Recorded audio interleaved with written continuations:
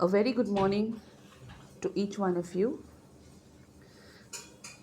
This is Regina Victor Joseph, and I welcome you on behalf of our NTCC High School family for our online lecture for English. Instructions: use earphone or headphones for better learning purpose. Sit in a quiet place. Keep a notebook and pencil handy.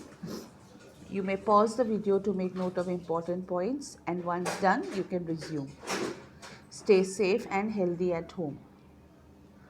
Now, children, today let's see what we're going to learn. So, the slide says, what is fable? I have shown you the picture of fable, and you can see all animals around it, right? So, let us see what exactly we mean by this word fable.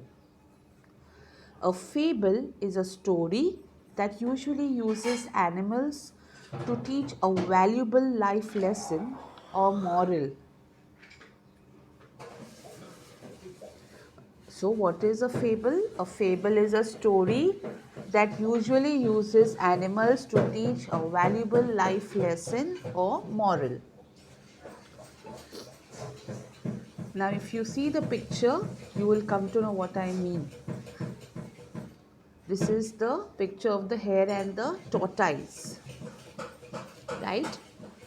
So, this was a very nice story, and the moral was slow and steady wins the race. Correct, children? So, fables are very short stories which teaches us some lesson or a moral. The next one was the lion and the mouse. You saw how the mouse was very helpful to the lion, right? So, he was a friend in need.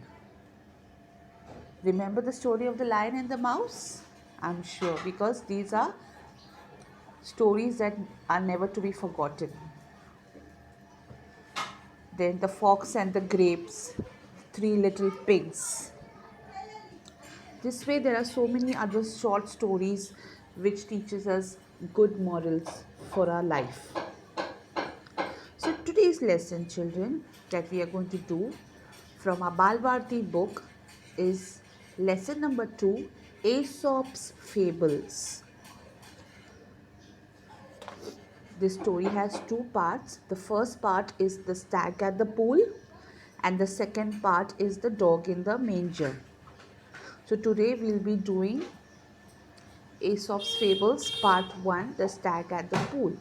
But before entering into the lesson of the stag at the pool, let us know who was Aesop? Where did he live? What did he do? So, fables are short stories that have a moral or a message for us, something to learn and keep in mind as we grow up. Most of the fables have animal characters who think and act just like human beings. So, Aesop was the person's name. He was a man, right? But here again, it tells you about fables.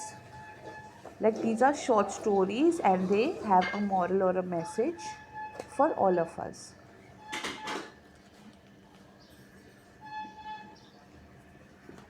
Something to learn, and then you have to keep in mind as we grow up. And most of the fables have animal characters. So these animal characters, what they do, they just think and act like human beings. Sorry. So now this picture that you can see, this is Aesop.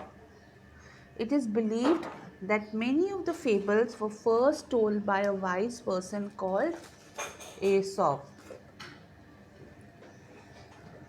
It is believed that a person by the name of Aesop was very wise. He told these stories or fables first. And Aesop lived hundreds of years ago in a country called Greece. So where did Aesop live? Aesop lived in a country called Greece. And his stories became so popular that people passed them on from generation to generation. So these stories became so popular that it was passed on from generation to generation. Children, generation to generation means now you are your parents' children, right? So now tomorrow when you have your family, so you will tell your children, and your children will tell their children will tell their children. So it keeps on moving. So that is what it means by generation to generation. Many proverbs and sayings that we use today are based on these fables. So a lot of proverbs that we use today are based on these fables that were first told by Aesop. And here are two well-known fables. So today we are doing two of those fables. Number one, the stag at the pool. One day, a beautiful stag came to a pool of clear water. Sorry. As he bent down to drink, he saw his own reflection in the water. So one day there was a beautiful stag who came to the pool of clear water. You can see the picture of the stag who came to this beautiful stag came to a pool of clear water. Stag means a male deer. As he bent down to drink, he saw his own reflection in the water. So when he bent down to drink, he saw his own reflection in the water. He was delighted with what he saw. Delighted means he was very happy with what he saw. Instead of drinking water, he kept looking at his own reflection. So instead of drinking water, what did he do? He was just admiring himself. How handsome I look, he said. How handsome I look, he said to himself. How beautiful are these curving antlers, and how they add to my beauty. How graceful they look. So Stag said, I'm so handsome. And how beautiful his antlers. Antlers are these horns on his head. And how they add to my beauty. How graceful I look. Then he moved nearer and saw his legs reflected in the pool. He was quite disgusted. Look at my legs. Ugh, they are so ugly. All spindly with small feet. How I wish that nature had given me legs worthy of my stately antlers. Then what happened is this stag, he moved nearer, like he went more close to the water, and he saw his legs, which he could see in the reflection. He was very upset because he said, look at my legs. Ugh, they are so ugly. All spindly with small feet. How I wish that nature had given me legs worthy of my stately antlers. Now, children, in this, what do you mean by spindly? Spindly means very long and thin, and stately means grand. Okay, spindly means like you can see his legs are very long and very thin, and stately means very grand. So the next page. As he was brooding in this way, the stag began an arrow going swish across the pool. Brooding means thinking sadly for a long time. He was feeling very sad because he saw his legs and he said, my legs, they are so ugly, right? So he was thinking sadly for this. And the stag heard an arrow. So the stag saw this arrow going swish across the pool. Swish across means it just went across like this. And it made that sound swish. At the same time, he picked up the scent of hunters. With a quick turn, he bounded away. So what he felt, he could sense the scent of the hunters, right? And he knew that he was in danger. So with a quick turn, He bounded away. Bounded means he ran away, and his legs carried him swiftly into the forest. Swiftly means very quickly. The hunters were hot on his trail, but they were no match for his speed. Soon the stag left the hunters far behind. Here, hot on trail means they were just behind him like anything. They wanted to catch hold of him, but because of his speed, they couldn't match him. So soon the stag left the hunters far behind. Safe and out of the hunter's reach, the stag slowed down. Suddenly, without realizing it, he walked into a thicket.